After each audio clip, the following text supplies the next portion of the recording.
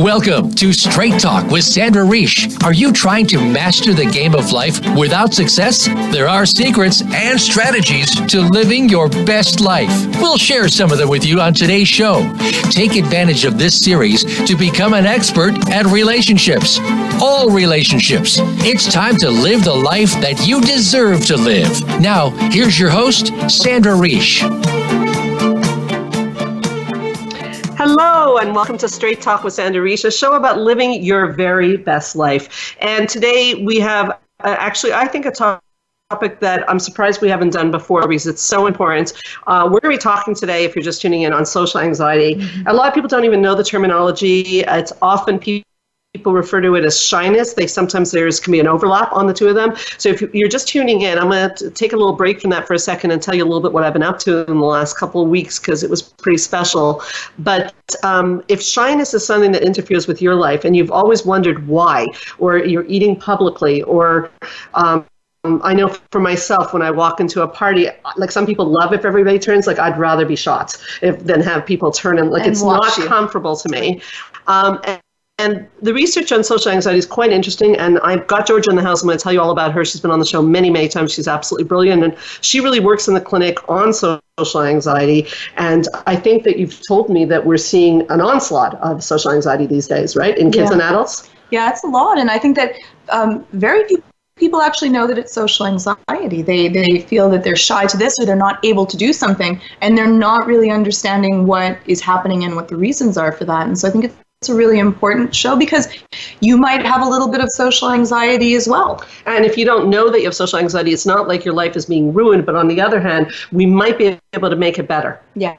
Yes, we just might. So I haven't seen you in a little while, Georgia. I've really missed you. I haven't seen you around the corner. You've been traveling. I've been traveling, and I do want to talk a little bit about that before we get into it because it's very touching, these trips. I was in Lethbridge and Red Deer, Alberta. Now, both of those places are actually really, like, the people are so warm and they were so kind to me, and I know a lot of them are tuning in, and I want to say a big thank you. I was speaking to caregivers about treatment for anxiety and depression, and also the risk that caregivers get so into. Important. Yeah. That's so important. I saw some pictures. It was amazing. Yeah, well, they were so receptive. I mean, I had to go on this tiny plane. It was unbelievably, I don't want to say scary, but like a little bit like an amusement ride for me. I found it a little bit difficult, but the warmth of the people made it so special, and they were very interested in the anxiety videos, and definitely people were coming up and talking about social anxiety, OCD, anxiety, and as always at these conferences, a lot of people were talking about within their own families and what goes on, and it's hard, because when we're caregivers, we're supposed to have all the answers, and we're not supposed to have anxiety in our families, and that's just not realistic at all. And I really want to say a big thank you to Alberta and the people who brought me out there, Executive Links, and Red Deer and Lethbridge in particular, for being so kind to me and so warm and being so supportive of the work that we do together, the anxiety videos, and also of this radio show. They were just amazing, and I know a lot of them are listening in tonight to hear about the famous Georgia and what she's got to say. Well, I think they're probably listening for the famous Sandra. I think it's wonderful, though, that you also spoke about taking care of caretakers. I think that that's so important. And then what happens if there's no one to take care of the caretakers and the caretakers get ill or something happens, then there's no one to care for anyone. So it's really important, if you're a caregiver, to make sure that you're also doing what you have to make sure that you feel good and that you're taking care of yourself. Yeah, that's such a good point. And the truth is, one of the reasons that that part of the lecture always goes over quite well is that caretakers are notoriously not good at taking care of themselves. Right. They're usually, where are they on their list of importance? Like the bottom. So I've been really, I'm very fortunate that the people who hired me allowed me to incorporate that into the segment. And I have to say that's probably the best received, is that the caregivers, it's almost like a secret language we have. Yes. Is that therapists and nurses and social workers and OTs and physical therapists, we all have something in common, is we're in the business of giving. And you know that no matter what goes on in your life, people, they feel for you, but you're expected to show up and give, and you can't give with empty pockets. No, I love that. Say it again. You cannot give with empty pockets. Yes. And so you have to make sure that you're taking care of yourself and you're aware of where you're at. Also that check-in with yourself daily of where am I How am I feeling? What am I doing? So important. That's great. So important and so relevant to the talks that we have on this show together about anxiety treatment. Now, Georgia, you've been a really popular guest, so let me properly introduce you. Like, when you come on the show, we can see it in the ratings. People absolutely love you. I'm not surprised. You're dynamic on your podcasts and the different things that you do. You're an outstanding clinician, someone I admire very much. I admire your work. I love it. And in particular, I mean, your bio, you've been doing this for 20 years, teaching and counseling, and you have degrees in psychology and education and a distinction in art therapy. You're also a Canadian Jiu-Jitsu champion. Oh, just that. And you specialize in treating anxiety and stress management to children and adults. You also do a lot of work on podcasts and in tech world, which is interesting because you do a lot of work in tech, but then you're also very strict on tech. Like, we talked about that in Alberta too, that technology for kids is quite dangerous. Like, so when you come on the show, we always end up talking about anxiety. So I thought, well, what haven't we covered? And I realized that we haven't covered social anxiety. I can't believe Isn't that amazing? I actually, when you said that we haven't covered, I went, are we sure we haven't covered it? No. Sure, we've covered it. And that's amazing that we haven't, because it's probably one of, like, I would say my fourth highest anxiety that I deal with. It's definitely within the top 5. Right. So that's so important. Okay, well, first of all, welcome to the show. Thank you for coming. And if you want to join in the conversation, you can call us at 1-866-472-5792. Again, that's 1-866-472-5792. We're also streaming live on Facebook today. We like to do that when Georgia comes over to make it a little bit interactive on the commercial breaks. So just go to Straight Talk Sandra Reich and we'll answer any questions and fiddle around a little bit on the breaks and try to keep the topic of anxiety a little bit humorous, because we're very much of that belief that anxiety and depression can get very dark. Yes. And we've got to find a little bit of a humorous angle. And there is, ways to make this pleasant, which is a good lead in. I would like you to discuss a little bit what social anxiety is, and maybe I'll tease the audience with the fact that one day I saw one of you and your patients going downtown with spots on your face. What on earth were you doing? So if you can tie that all in for us, like, in a minute. Well, no, you have more than that. Take as long as you need. So yeah, social anxiety is the fear of judgment of others. And it's a very intense fear. And I think that it's worried about what other people are going to think, about not fitting in, about looking stupid. I think that all of us can empathize with some pieces of that.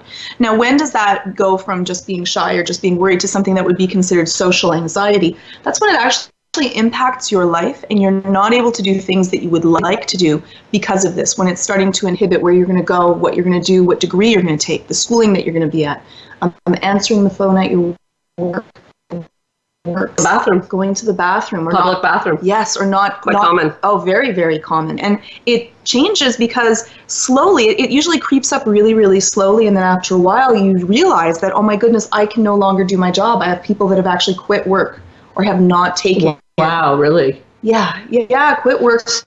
So not taking a job. That's for the people who've just studied the anxiety treatment. That's an example of avoidance, right? Yes. And that what we know is avoidance feeds anxiety and makes it worse. So that's not the answer to being shy. No, it's a great answer to feeding and getting your anxiety to be stronger. Yeah, you want to get an anxiety disorder? Avoid. Yeah. Yes. So what am I to do? What am I to do if I feel shy in situations and I feel uncomfortable, if I have to eat at work and everyone's staring at me, my hands start to shake and I start to sweat. Yes. What am I to do? Well, there's many different techniques. In the end, what the main theory to it is that whatever you avoid, you end up creating a feeding loop. So when I'm scared of eating at work or going to the washroom at work and I avoid it, I feel relief. I'm like, oh, good, I avoided that horrible situation, that fear that I might have. Right.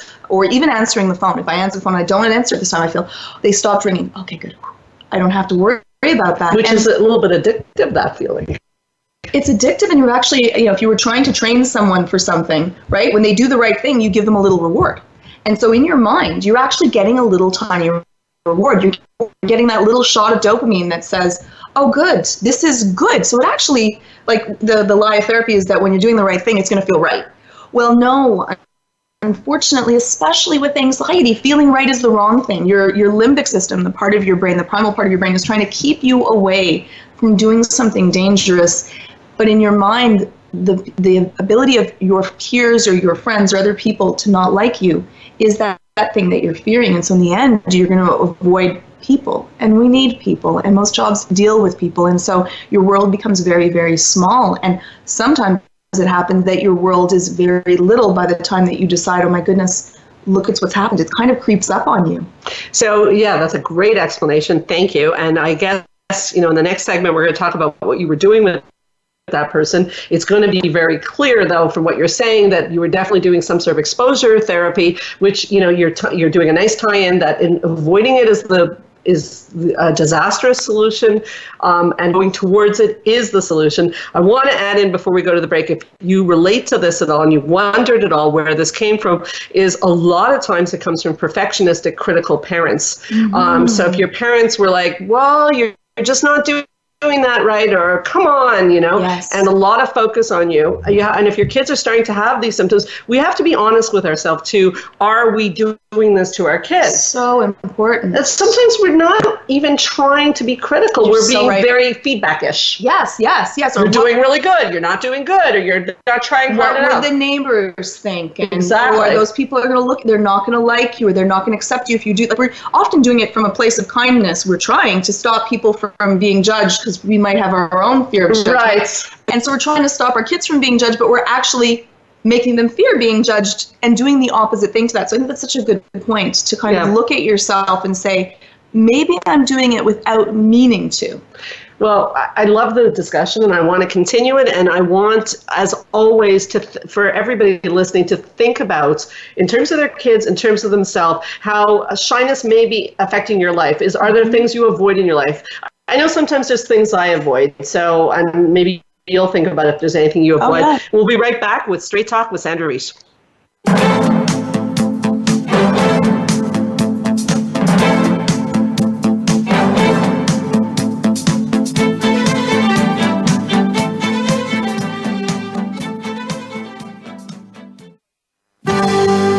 Your life, your health, your network. You're listening to Voice America Health and Wellness. Spa Munari is a full-service wellness day spa located at the heart of West Island, Quebec. Submerge yourself in beauty with one of our many treatments, specially catered to your needs. We offer facials, manicures, pedicures, hair removal, massages, body treatments, and so much more. Enjoy our ultimate relaxation experience with our spa packages. We offer a men's menu as well. Call us today to book your next appointment at 514-695-5040 or visit us on the web at spamunari.com. That's 514-695-5040 or spamunari.com. Join the therapist who is affectionately known as the Couple Whisperer, Sandra Reich, on her famous couple retreats, and change your life forever. Sandra offers couple retreats in beautiful locations several times a year that can radically change your love life.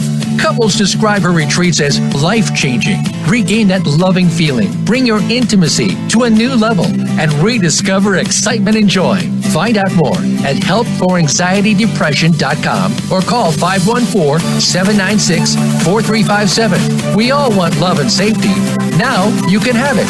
Call 514-796-4357 or helpforanxietydepression.com. Change your life forever with the latest cutting-edge products for home study treatment for anxiety, featuring the clinical director of the Montreal Center for Anxiety and Depression and host of Straight Talk, Sandra Reich. Sandra is joined by top therapist Georgia Dow in this revolutionary anxiety videos therapy series. Thousands of people have benefited from this scientifically proven treatment approach. Isn't it time you chose yourself? Visit anxiety-videos.com right now. That's anxiety-videos.com and change your life forever. A fresh look at today's health. Voice America Health and Wellness.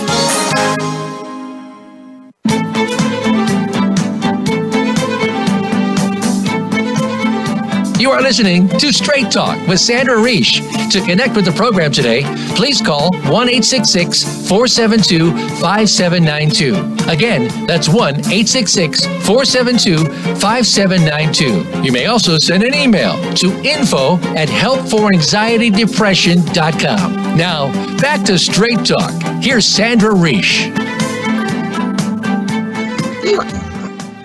We are back with Straight Talk with Sandra Reish. Sorry, we're having a tiny technical difficulty, but we are back. So again, if you'd like to join the conversation at any time, you can call us at 1-866-472-5792 or join us we're streaming live on Facebook. Join into the conversation. We were talking about areas in our own lives, and on Facebook I was discussing for many years I would only wear like black and low-key colors, and I didn't really see it as social anxiety per se, but I did like to sort of blend in, and I've become much more of a bright color person. And I was just about to ask Georgia, here I'm going to help you with that, Georgia. I was just about to ask you, where are the areas in your life, because I was saying you're quite the extrovert, so I'm wondering, are there areas in your life that you have played things down or avoided things? I think that whenever I do, it's interesting because social anxiety, it's often either you're avoidant or worried about either strangers. There's two types. So it's either strangers that you're more avoidant of, or it's more people that you know that you're feel more nervous about. And so for me, what I feel more nervous is when it's people that I know that are going to be watching something, the people that I care about. So I remember the first time that you watched one of my podcasts. Oh. Remember? I remember that. And I see you in the chat room. Sandra's so sweet because she's so supportive to everything. And she's in the chat room. It was so adorable. But I went, oh my God, if I say something stupid, now Sandra's going to know. And she'll be like, oh goodness, now she wasn't really that bright. And she really wasn't that good at what she was doing. And so that worries me more. And that causes me a little bit of anxiety in comparison to doing something where there's a whole bunch of strangers. For me, that's the opposite. I'm like performing. I don't know them. It's not as big of a deal to me. I know what you mean, though, and I think it's relevant to social anxiety because even in the DSM, it talks about people in authority. Mm-hmm. And I mean, back in the day, you do work at the clinic. The clinic is mine, so there was a little bit of that. I don't want to say it wasn't even authority, and it could be. No, but I'm just saying, it's someone whose opinion you care about. Yes, for the people, so the first time Renee listened to one of my shows. So maybe authority is not the word, but someone who their opinion matters. The people that I care about. Yeah. So for me, and it is a common one actually for people of authority. Yes, like at the border, people can't go through the border. Yes, exactly. Or sometimes or sometimes it's peer groups, your peer group, or sometimes it's the opposite sex that causes you more anxiety. And sometimes it's a group that you would see as either more grumpy or more judgmental. That's for me. If I know I'm going to speak somewhere, and this is why I was thanking so much to Alberta, they were so nice to me. If I know I'm going to speak somewhere and I feel like I know in advance that it's a peer group or a group of people that I know that might tend to be more judgmental, I'm more nervous. Right. It makes sense, I think. Yeah. Yeah. Interesting. No, I have a little bit of that as well. That bothers me. And if I'm giving a speech and I look onto the crowd, so if you're watching someone speaking, we actually look out onto the crowd. And if I see no one nodding, one smiling, or I had at one point someone falling asleep while I was speaking, I went, oh no, I tried to make it better because I'm thinking it's me. And they're probably just tired and they were out late the night before. It probably had nothing to do with me. But in my mind, it was me. And so yes, if you're one of those people, that means the world. I know. Okay, first of all, that's so funny you say that because I'm very empathetic to speakers and teachers. So I sit in class and I do this. No. People love you. They love you and they notice. But it's funny. I go one step further than you. In Alberta, a few times I'll say, "Does this make sense?" And there's no one moves, and I go, "No, you need to nod now, please." I'll try to ask for it. I love that you specifically that's a strategy, actually. By the way, is that. One of the strategies we give people with severe shyness, which I don't have, but severe shyness, is to even go and own the shyness and say, I'm really feeling nervous right now. I'm feeling really shy right now. Why does that work so effectively? Well, it works because the moment you own it, your vulnerability is attractive, people embrace it, and now you're not hiding anymore. Mm-hmm. So if my hands were shaking, I'd probably say, oh, look, my hands are shaking. Bring it to the attention of people. I don't know. I think that part of it is that we fear the judgment and yet people are less judgmental when you own it yourself, I guess, I think. And I don't know. Why do you think? You're no longer, I think you're absolutely right. You're no longer having to hide something. It's something that's out in the open, and right away, interestingly, people often think that you want to be perfect, and if you're perfect, no one's going to judge you.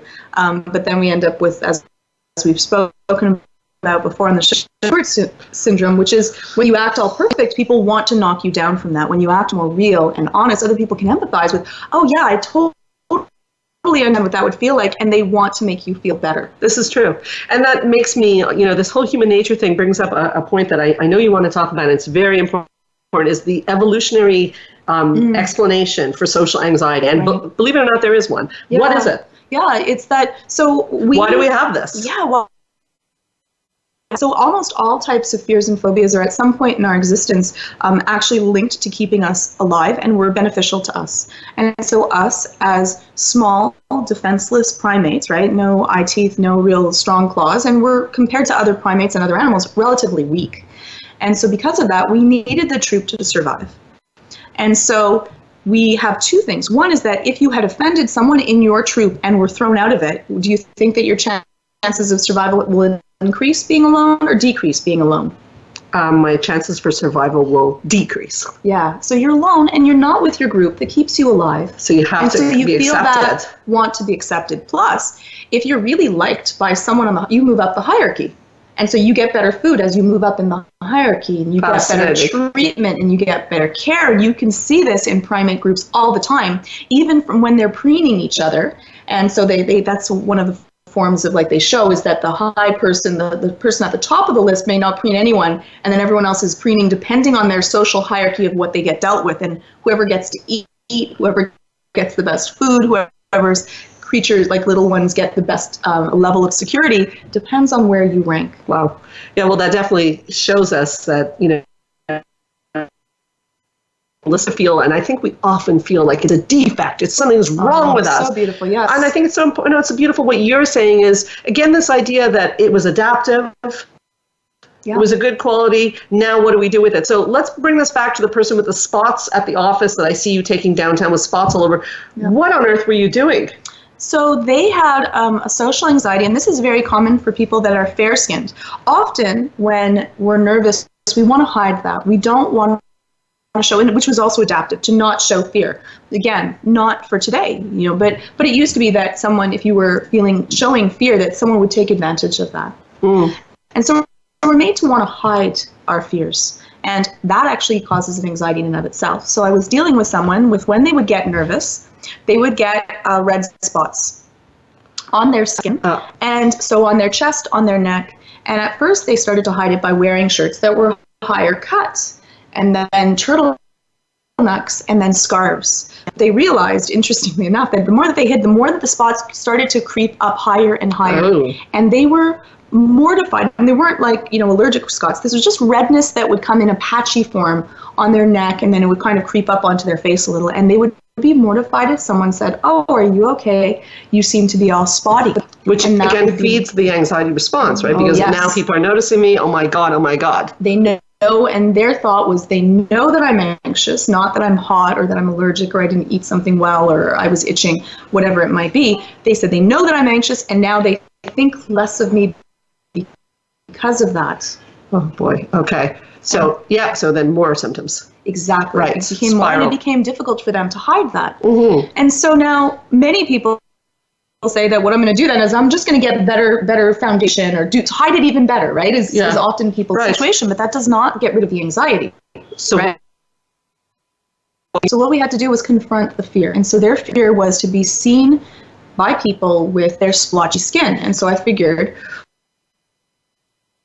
we're going to paint each other with red spots on our necks. And I got red spots for her, and she got painted red spots all over me. And we walked downtown Montreal, and just walked around downtown Montreal with spotted skin, red, like bright red spotted skin.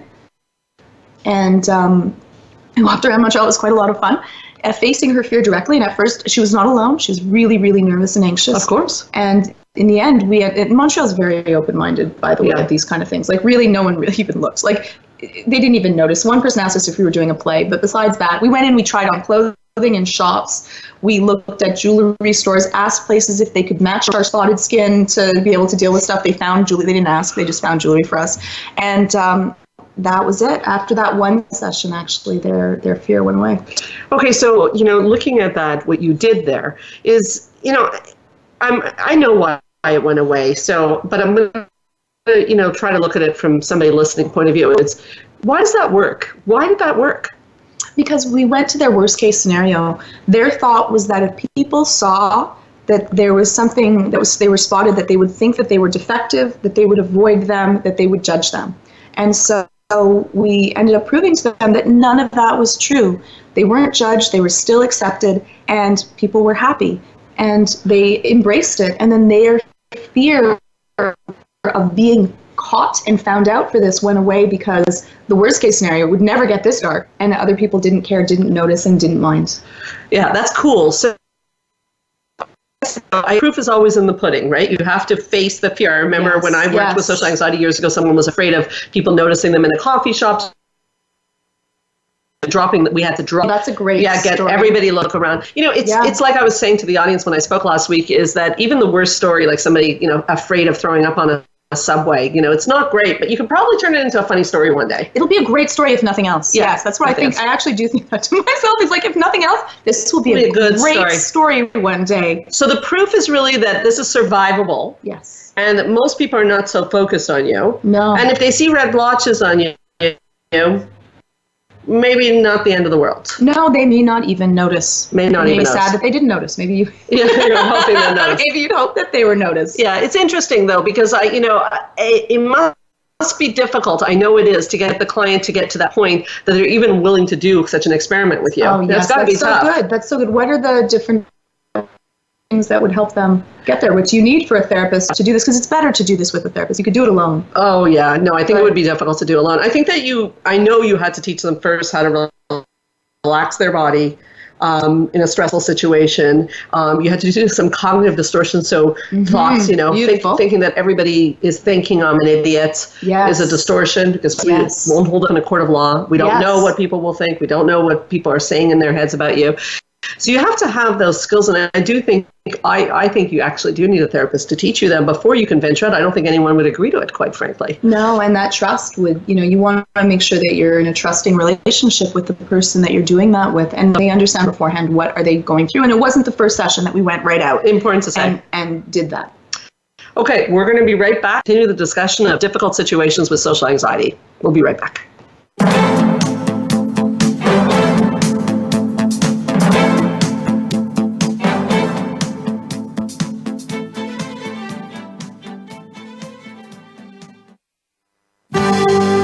Your life, your health, your network. You're listening to Voice America Health and Wellness.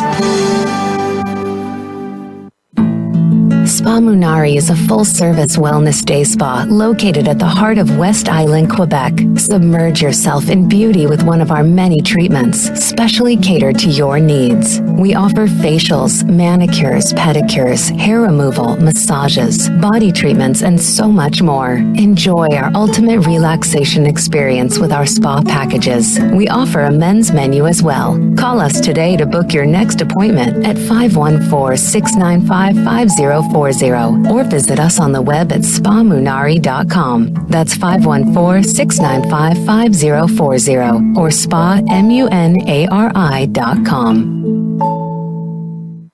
Join the therapist who is affectionately known as the Couple Whisperer, Sandra Reish, on her famous couple retreats, and change your life forever. Sandra offers couple retreats in beautiful locations several times a year that can radically change your love life. Couples describe her retreats as life-changing. Regain that loving feeling, bring your intimacy to a new level, and rediscover excitement and joy. Find out more at helpforanxietydepression.com or call 514-796-4357. We all want love and safety. Now you can have it. Call 514-796-4357 or helpforanxietydepression.com. Change your life forever with the latest cutting-edge products for home study treatment for anxiety, featuring the clinical director of the Montreal Center for Anxiety and Depression and host of Straight Talk, Sandra Reish. Sandra is joined by top therapist Georgia Dow in this revolutionary anxiety videos therapy series. Thousands of people have benefited from this scientifically proven treatment approach. Isn't it time you chose yourself? Visit anxiety-videos.com right now. That's anxiety-videos.com and change your life forever. A fresh look at today's health. Voice America Health and Wellness.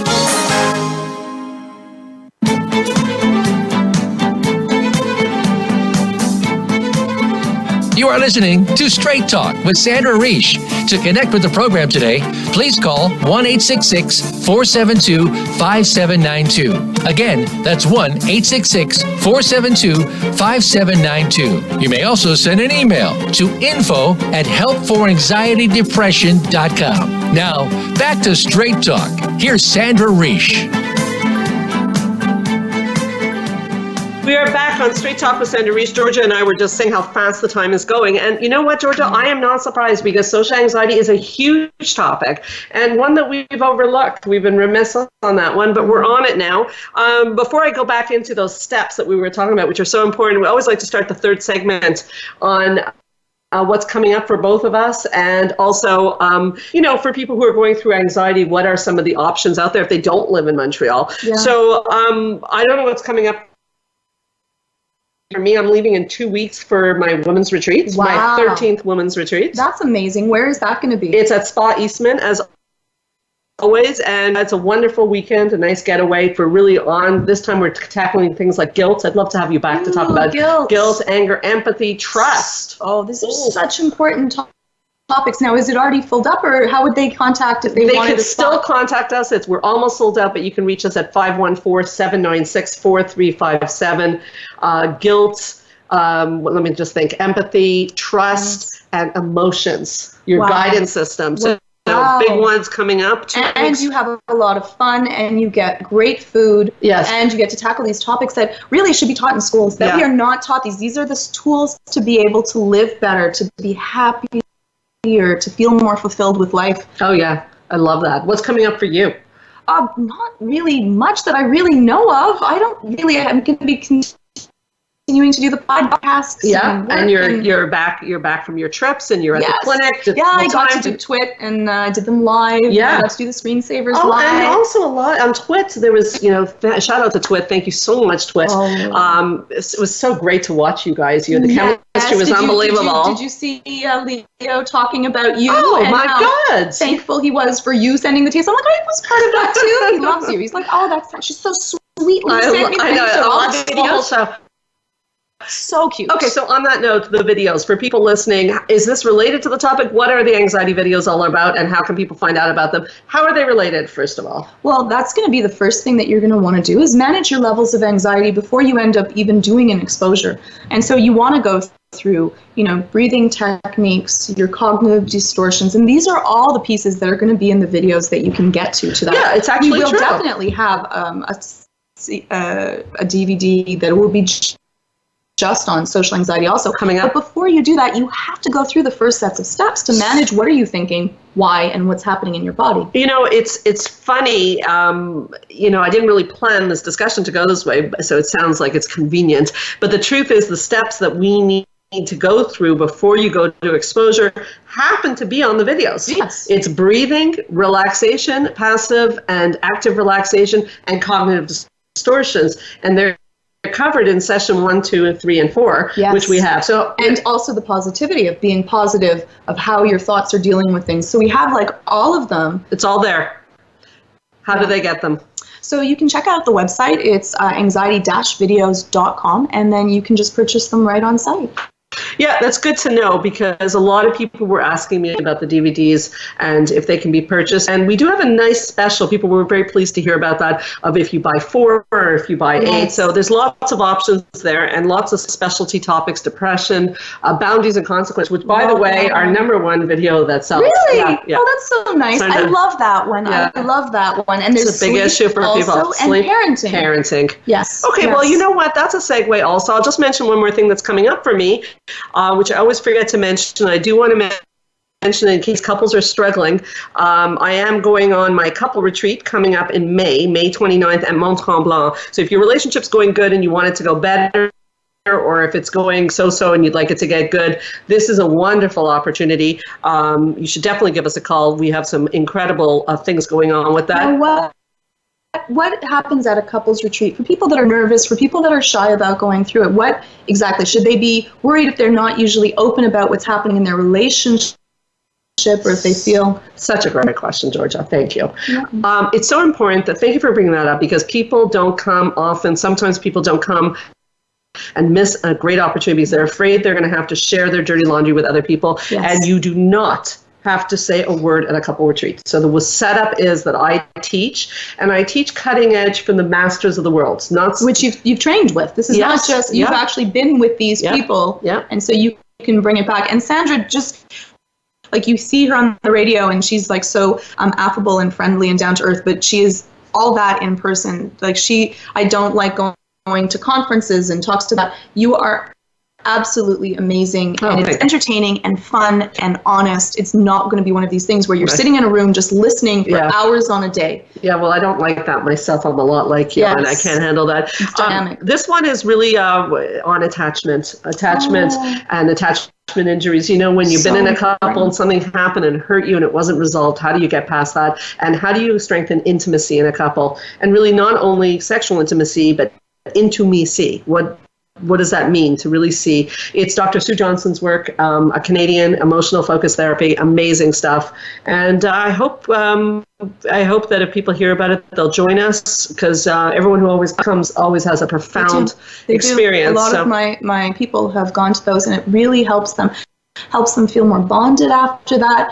They get to discuss things. If you have someone that, say that you are avoidant, so that's someone that, maybe your partner or you always does not want to deal with conflict, and so you never get to anything. This is a great way that you can then rebond that. Or if you're always chasing after someone, you're trying to get them and you feel very anxious if you're alone, this would be wonderful as a way to figure out how do you deal with that. Yeah, thank you. So if you're interested in that, you can call us again at 514-796-4357. And we have a new website. It's called holidaycoupleretreat.com. You should check it out. It's really a nice website. Okay, you said something before this that got me a little excited, and I think it had to do with, parenting. So what does parenting have to do with social anxiety? Is there a connection? Do we have something to say about that? I guess I'm thinking yes. There is, and I think that was really important. I think that you brought up some of the tips beforehand about the way that we parent that could actually increase anxiety by being overly harsh, trying to push children to do things, making them feel like everyone's watching them and everything is going to matter. And sometimes when we care so much about someone, we can overdo because of our own worries and fears that they might make a mistake, and that making a mistake is going to be okay to that. And so I think that that's one of the main pieces at the beginning of parenting, to be able to help your kids know that it's going to be okay, they can figure it out. I think that's so important and so highly, we don't realize what a big deal that is. And as you were saying it, I had another thought. Ooh, I like this. The thought was that there's also, where do we learn shame, a universal emotion? Ooh. Because that's the disaster, right? Is what if I make a fool of myself? So your family of origin is where you learn what is it to make a fool of yourself. So the outrage a parent would have if a child, didn't play the piano well or didn't do a performance well is relevant. Something. Yes. Love that. Spilling is a good one. It's a good example. I've seen that. I have adopted kids, and I've seen that in one of my children when he came, when he would drop something. I don't even think I told you this. He would be he'd look up with terror in his eyes. Oh. So clearly he had experienced that could be a really bad thing to do. So what happens in your household if you spill something? Yes, and if if you feel to that, and like the same thing for if you make a mistake or look, if you don't react overly strongly to that, then someone says this is okay. But if you're saying, oh my goodness, how could you do that? That was so stupid. You're so clumsy. These are going to be the voices that you're going to be telling to yourself when you get older. The child will be telling to themselves when they get older. Those will be those same negative voices that then through cognitive therapy we're going to have to actually restructure so that we're not horribly mean and cruel to ourselves, because that's also where it comes from, is that fear of we're also berating ourselves in our head. And I can still do that sometimes to myself when I make a mistake or I say something and it was completely wrong and I go, oh, like a little bit of that, oh no, that was dumb, goes into my head sometimes. And so you want to also work on that. Yeah, we really have to work on that critical voice, because I relate to that. And, that voice, critical voice, is linked to your parents. Yes. And it's a parental voice. And again, our parents meant well, but sometimes our parents say things to us that we continue to say to ourselves, and it's not loving and it's not compassionate. And we want to get to the point that, whether we drop something or your child drops something, that it really is like, it's okay, or that performance didn't go so well, or even that therapy session or that radio show. Yes. Okay. Yes. It didn't go that well. Is that okay? Can it be manageable? Yes, because if you're overly perfectionistic, you're not going to do many things, because nothing's ever going to be perfect before you do it. And if you have to have it perfect, there'll be a lot of wonderful moments that you could have gotten better at something, because only through failure and mistakes do you really learn from it. So well said. And if we teach that to our kids, then they'll be able to make a mistake, enjoy, be silly, have someone tease them, and it won't break them. Now, how do we do that? Teach it to our kids if we're not doing it for ourselves? Oh, there we go. There we go. So what would be the answer to that? Well, I was a little bit tricking you, I think, but you've turned it on me. So the answer, I think the answer, you tell me if you agree, I think the answer is you can't teach it to your children if you don't do it for yourself. That, I think that was beautifully because said. I think that they don't do what you say, they do what you do. And unconsciously they will see that. Yeah. Unconsciously they will see that. And I do see a lot of parents that have social anxiety and they really don't want to give it to their kids, but they can see little pieces of it coming up because, they may notice that you, instead of going up to talk, you sit down and stay down, or maybe they notice that you don't go out there and sing really loudly, you're really, really shy about it. And so then they're mimics. And so they unconsciously want to do that. You are teaching them what they should and should not do. And a wonderful way of saying, does it matter, is to say, you look at a picture of like 100 people and you're in it. Who's the first person that you look at? Yourself. Do you really care about everyone else? No, everyone's doing exactly the same thing. They're looking at themselves. So really, most people won't mind if you make a mistake, and that actually might make it better. Amazing. Great information. It's time for a break again. We'll be right back with Straight Talk with Sandra Reich.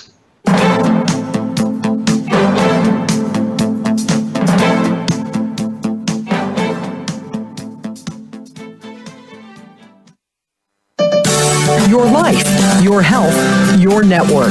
You're listening to Voice America Health and Wellness.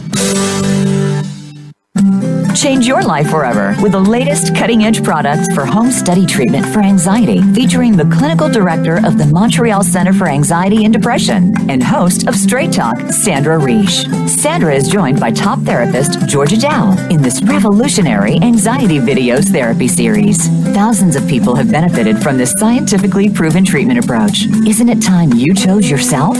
Visit anxiety-videos.com right now. That's anxiety-videos.com. And change your life forever.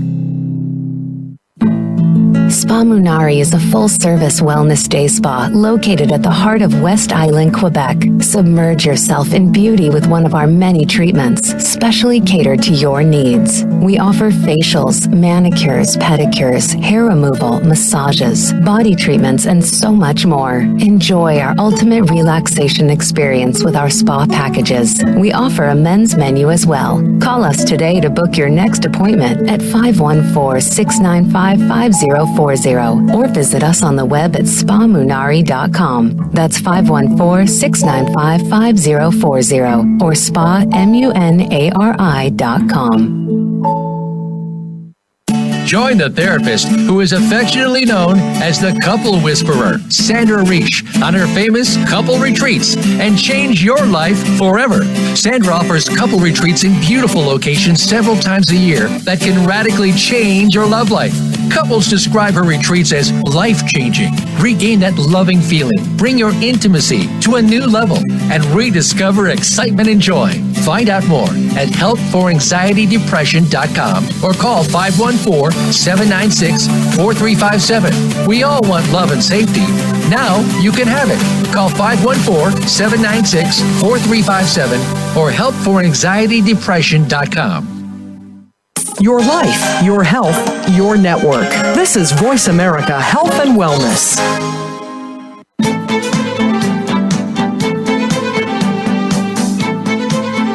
You are listening to Straight Talk with Sandra Reish. To connect with the program today, please call 1-866-472-5792. Again, that's 1-866-472-5792. You may also send an email to info@helpforanxietydepression.com. Now, back to Straight Talk. Here's Sandra Reish.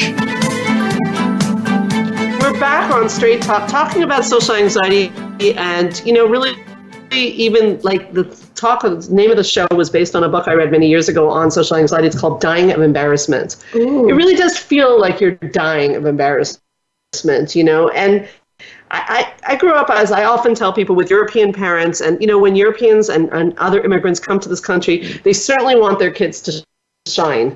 Yes. And there was definitely a lot of emphasis on succeeding and doing well. And I really believe that I found it very difficult at times if I was the center of attention and I didn't do things right. And it's actually through the years and the work that I do that I feel that it was sort of like a natural exposure. Like I've done plenty of things wrong, made plenty of mistakes publicly, right, and learned to find the humor in it. Humor is so important. Would you agree? Oh, that's a great way to deal with it.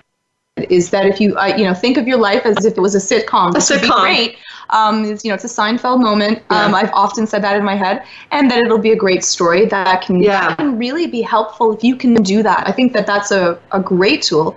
What if you do though if you can't find humor in it? If this is something that is so really, really hurtful to you, or maybe your parents said that you were always stupid when you make a mistake or that, and someone might chuckle or even say, well, that wasn't smart.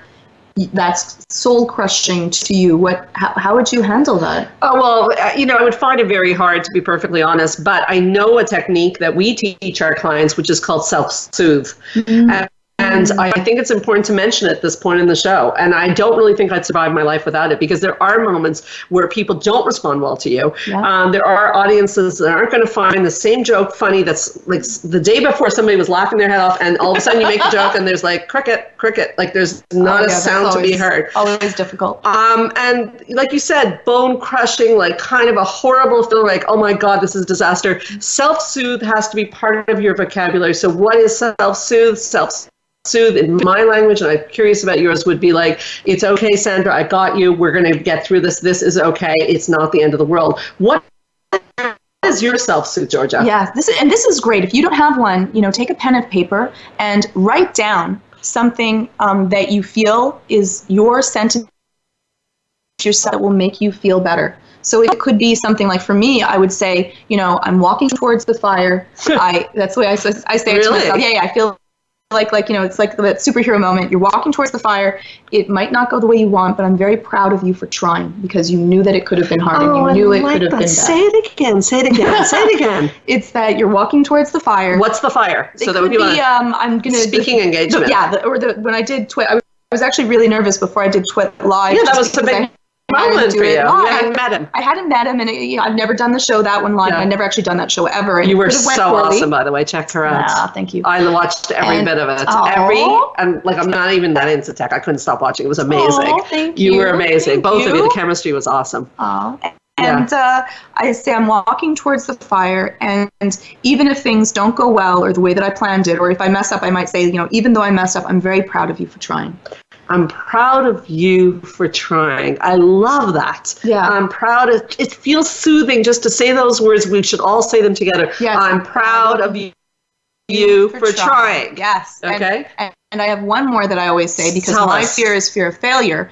And so my thought is, you only fail if you don't try. You only fail if you don't try. Another great one. Yeah. That's what I really use. Because that's a failure not to try. Yeah, I changed the definition of what failure was to me so that then I wasn't failing. That is a brilliant tip. So in your life, if you're not trying things, that's the real failure. Yes. Whereas if you try it and it doesn't go well, you're a winner. That's learning. You're a winner. That's learning. You learned something, fantastic. right? It may not be good, but at least, when I failed at being a singer, I knew, okay, maybe not, that might not be, you might need to sing. You failed at being a singer? I did. What happened? Oh, you didn't know? I don't know the story. No, I was in a band. I was the You were singer in a of band? Oh, this is like Christmas party stuff, really? Yes.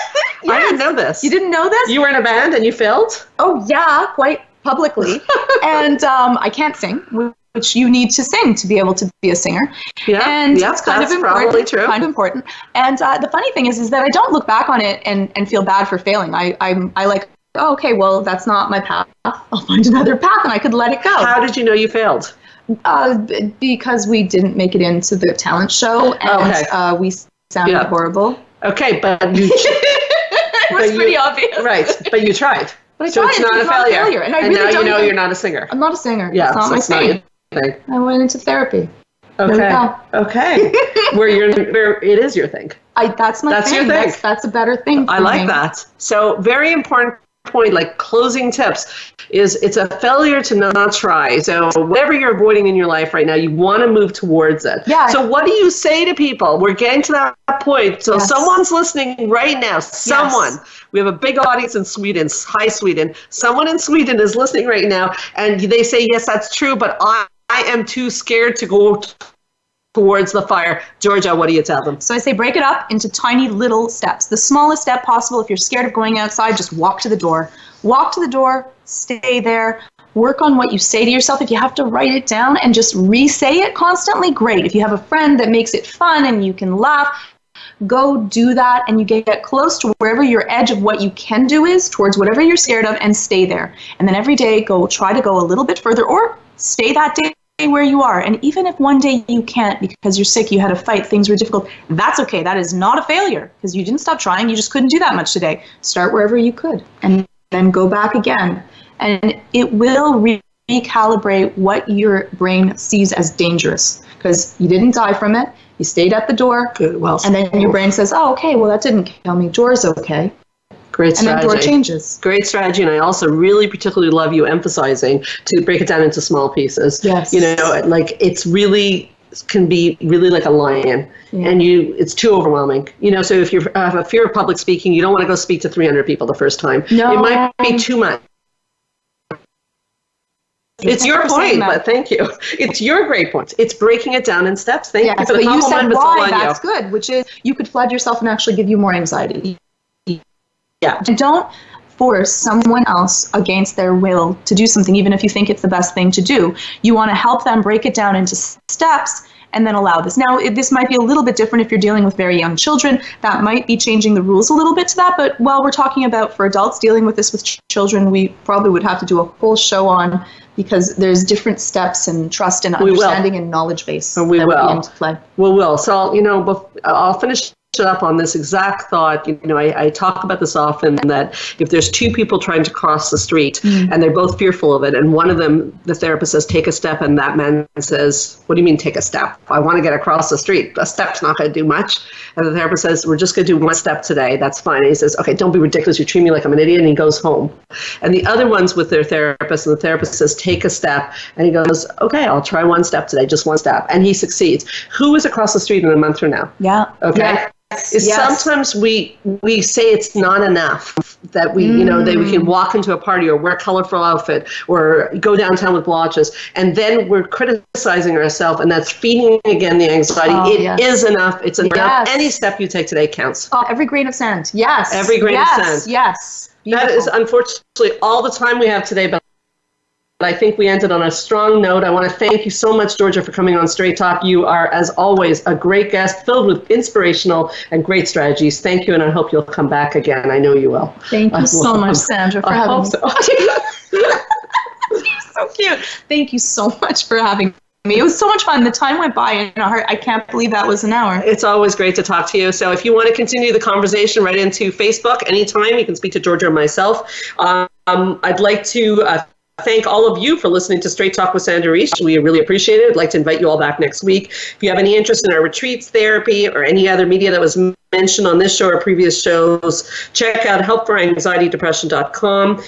You can go on straighttalksandrareich.com and put /free gifts and get all sorts of free gifts, including a breathing strategy from Georgia Dow. Fantastic. For free. Go on Straight Talk Sandra Reich Facebook, leave Georgia or myself any comments. You can hear this and any prior show as a podcast on my website, straighttalksandrareich.com, on the podcast app of your iPhone or on iTunes. I know you like that's iPhone. I do. Under Straight Talk with Sandra Reich, drop me a comment or question at info@helpforanxietydepression.com. And if you are a professional and you're looking for keynote speakers or training on anxiety, depression, emotional regulation, living a purposeful life, keep in touch with us. We are your source for evidence-based practice and education. My name is Sandra Reich, and I promise I'll help you to learn to live your best life again next Thursday, same time, same channel. In the meanwhile, this is Straight Talk with Sandra Reich. Keep your eyes on the stars.